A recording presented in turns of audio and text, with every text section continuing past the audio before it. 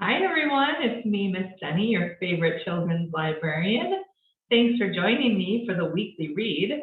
We have been reading The Wind in the Willows by Kenneth Grahame, and we have already read the first 7 chapters. So if you missed them, they are all right here on our YouTube page. Just look for the playlist, The Weekly Read, The Wind in the Willows. Today we will pick up where we left off with the chapter 8, which is called Toad's Adventure. Here we go.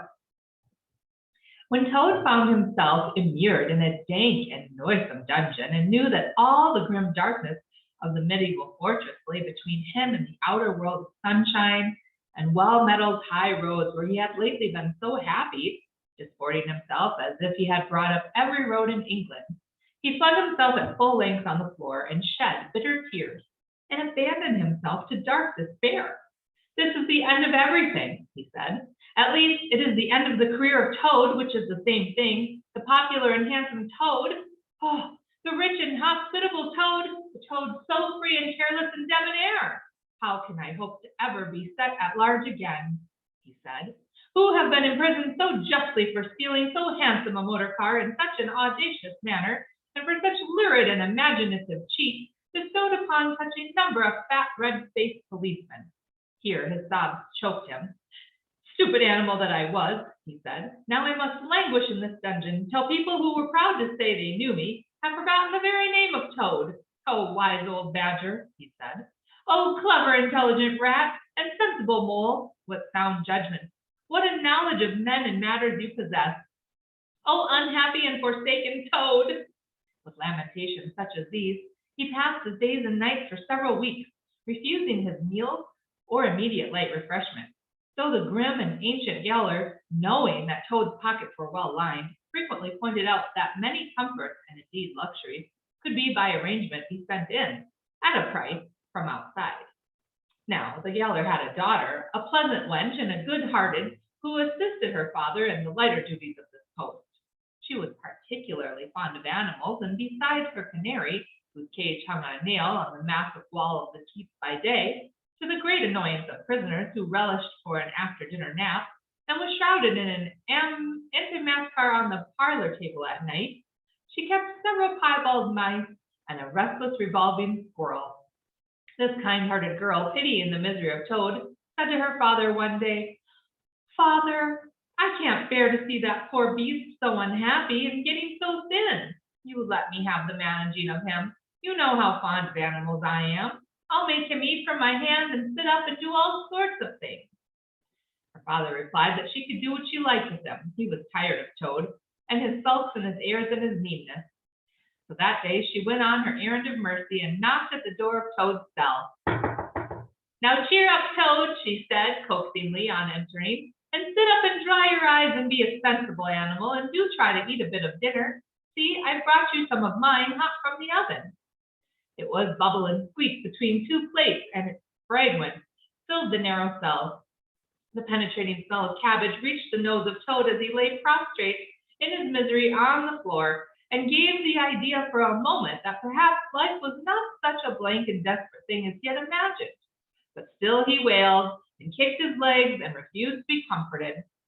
So the wise girl retired for the time, but of course a good deal of the smell of the hot cabbage remained behind, and as it will do, and Toad, between his sobs, sniffed and reflected, and gradually began to think new and inspiring thoughts of chivalry and poetry and deeds still to be done, of broad meadows and cattle browsing in them and raked by sun and wind, of kitchen gardens and straight herb borders and warm snapdragons beset by bees, and of the comforting clink of dishes set down at the table of Toad Hall, and the scrape of chair legs on the floor as everyone pulled himself up close to his work.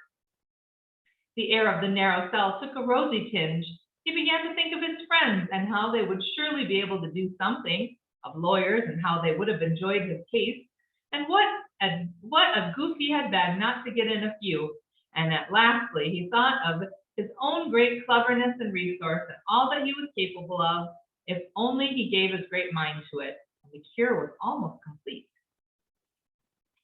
When the girl returned some hours later, she carried a tray with a cup of fragrant tea steaming on it and a plate piled up with very hot buttered toast, cut thick, very brown on the sides, with the butter running through the holes in it in great golden drops, like honey from the honeycomb.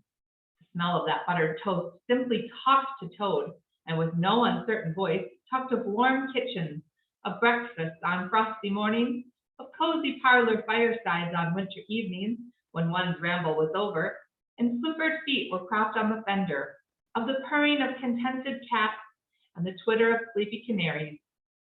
Toad sat up on end once more, dried his eyes, sipped his tea, and munched his toast, and soon began talking freely about himself and the house he lived in, and his doings there, and how important he was, and what a lot of his friends thought of him.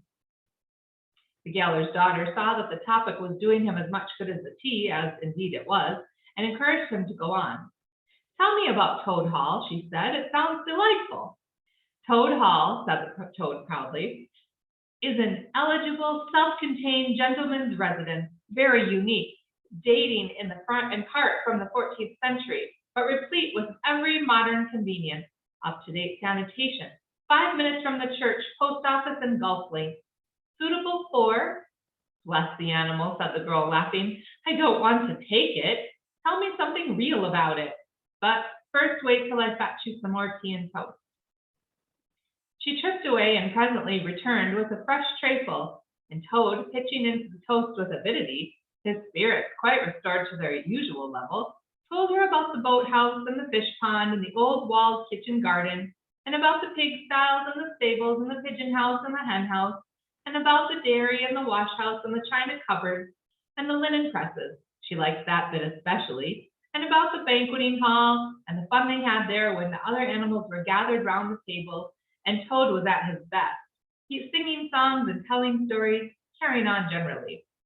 Then she wanted to know about his animal friends, and was very interested in all he had to tell her about them, and how they lived, and what they did to pass their time. Of course, she did not say she was fond of animals as pets, because she had the sense to see that Toad would be extremely offended.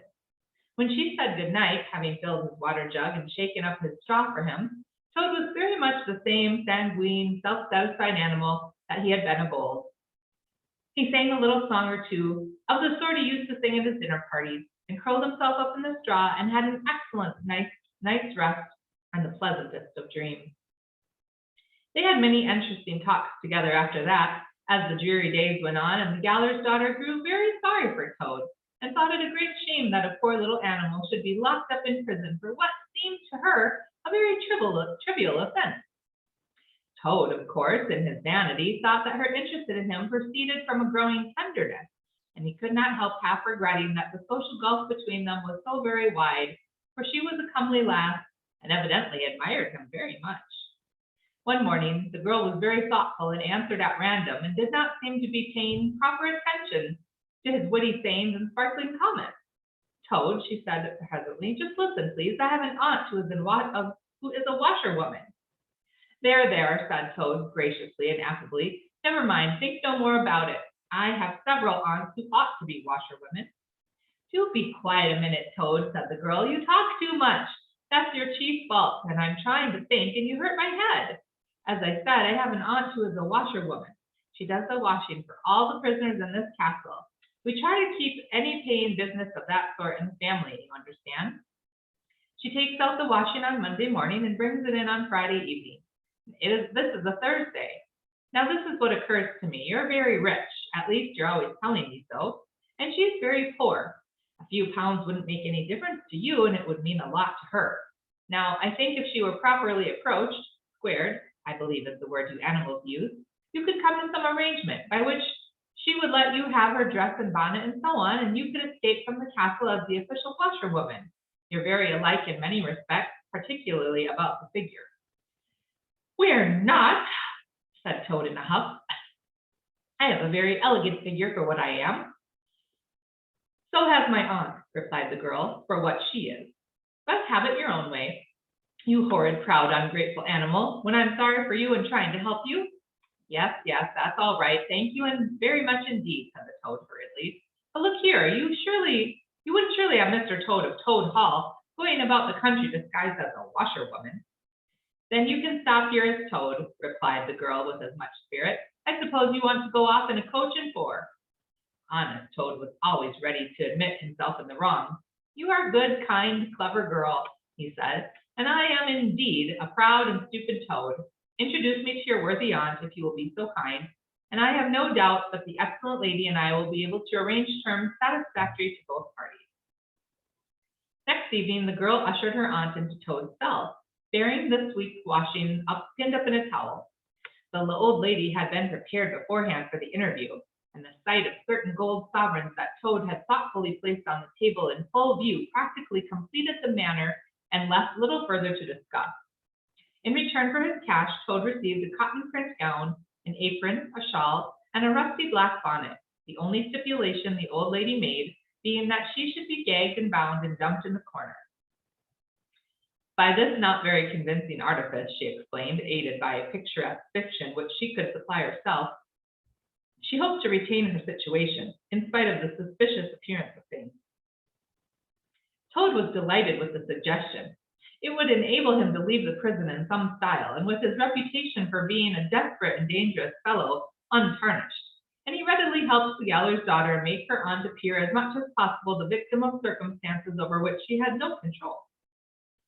"Now it's your turn, Toad," said the girl. "Take off that coat and waistcoat of yours, and you're fat enough as it is."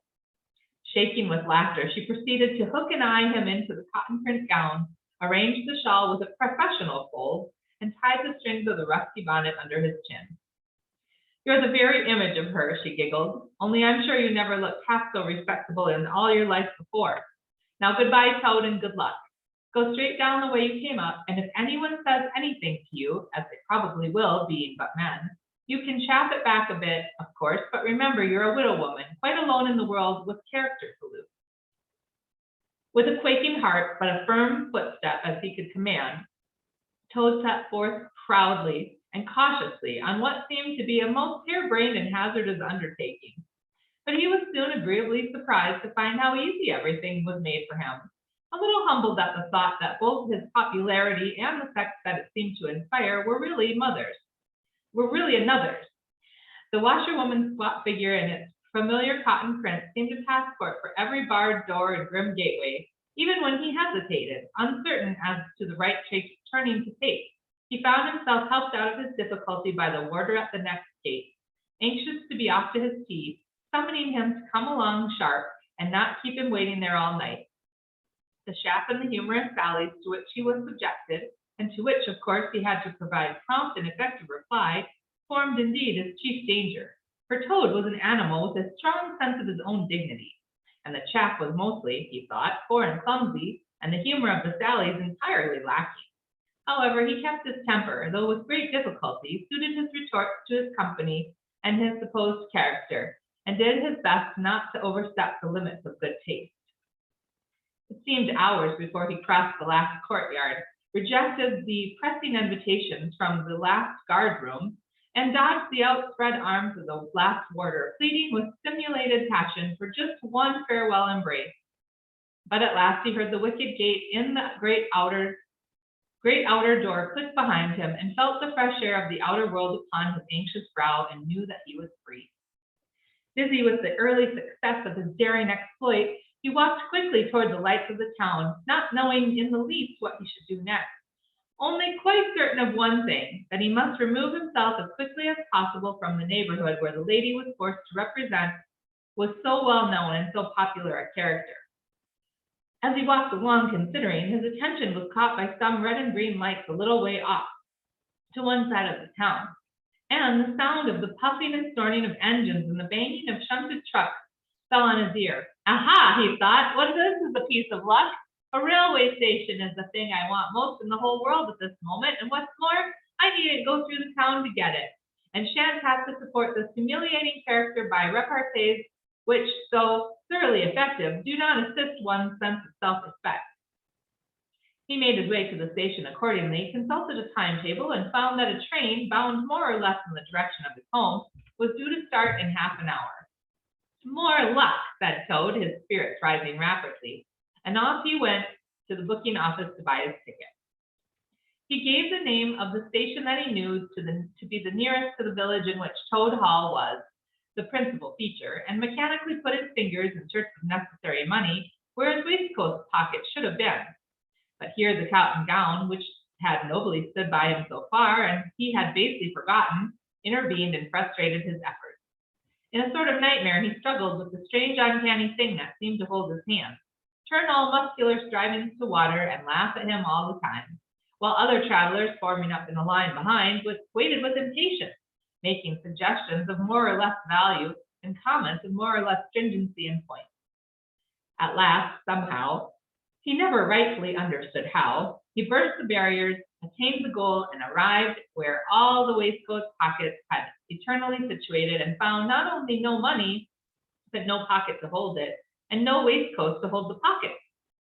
To his horror, he recollected that he had left both coat and waistcoat behind him in his cell, and with them his pocketbook, money, keys, watch, matches, pencil case, all that makes life worth living, all that distinguishes the many-pocketed animal, the lord of creation, from the inferior one-pocketed or no-pocketed productions that hop and trip about permissibly, unequipped for the real contest. In misery, he made one desperate effort to carry the thing off, and with a return to his fine old manner, a blend of the squire and the college don, he said, "Look here, I find I've left my purse behind. Just give me that ticket, will you, and I'll send you the money on tomorrow? I'm well known in these parts." The clerk stared at him in the rusty black bonnet a moment and then laughed. "I should think you were pretty well known in these parts," he said, "if you've tried this game on often. Here, stand away from the window, please, madam. You're obstructing the other passengers." An old gentleman who had been prodding him in the back for some moments thrust him away, and what was worse, addressed him as his good woman, which angered Toad more than anything that had occurred that evening. Baffled and full of despair, he wandered blindly down the platform where the train was standing, and tears trickled down each side of his nose. It was hard, he thought, to be within sight of safety and almost home, and to be balked by the want of a few wretched shillings, and the pettifogging mistrustfulness of state officials. Very soon his escape would be discovered. The hunt would be up. He would be caught, reviled, loaded with chains, dragged back again to prison and bread and water and straw. His guards and penalties would be doubled, and oh, what sarcastic remarks the girl would make! What was to be done? He was not swift of foot. His figure was unfortunately recognizable. Could he not squeeze under the seat of the carriage? He had seen this method adopted by schoolboys when the journey money provided by thoughtful parents had been diverted to other and better ends. As he pondered, he found himself opposite the engine, which was being oiled, wiped, and generally caressed by its affectionate driver, a burly man with an oil can in one hand and a lump of cotton waste in the other. "Hello, mother," said the engine driver. "What's the trouble? You don't look particularly cheerful." "Oh, sir," said Toad, crying afresh, "I am a poor, unhappy washerwoman, and I've lost all my money and can't pay for a ticket, and I must get home tonight somehow. And whatever am I to do, I do not know. Oh dear, oh dear." "That's a bad business indeed," said the engine driver reflectively. "Lost your money and can't get home, and got some kids too waiting for you, I dare say." "Any amount of 'em," said Toad, "and they'll be hungry and playing with matches and upsetting lamps, little innocents, and quarreling and going on generally. Oh dear, oh dear." "Well, I'll tell you what I'll do," said the good engine driver. "You're a washerwoman to your trade, says you. Well, very well, that's that, and I'm an engine driver, as you may well see. And there's no denying it's terribly dirty work. Uses up a power of shirts, it does, so my missus is fair tired of washing 'em. If you'll wash a few shirts for me when you get home, and send 'em along, I'll give you a ride on my engine. It's against the company's regulations, but we're not so very particular at these out-of-the-way parts." The Toad's misery turned into rapture as he eagerly scrambled up into the cab of the engine. Of course, he had never washed a shirt in his life, and couldn't if he tried, and anyhow, he wasn't going to begin. But he thought, when I get safely to Toad Hall and have money again and pockets to put it in, I will send the engine driver enough to pay for a quantity of washing, and that will be the same thing or better. The guard waved his welcome flag, the engine driver whistled in cheerful response, and the train moved out of the station. As the speed increased and Toad could see the other side of him, real fields and trees and hedges and cows and horses, all flying past him, and as he thought about how every minute was bringing him nearer to Toad Hall and sympathetic friends, and money to chink in his pocket, and a soft bed to sleep in, and good things to eat, and praise and admiration at the recital of his adventures, at his passing cleverness, he began to skip up and down and about and sing snatches of a song, to the great astonishment of the engine driver, who had come across washerwoman before at long intervals, but never one like this. They had covered many and many a mile, and Toad was already considering what he would have for supper as soon as he got home, when he noticed that the engine driver, with a puzzled expression on his face, was leaning over the side of the engine and listening hard.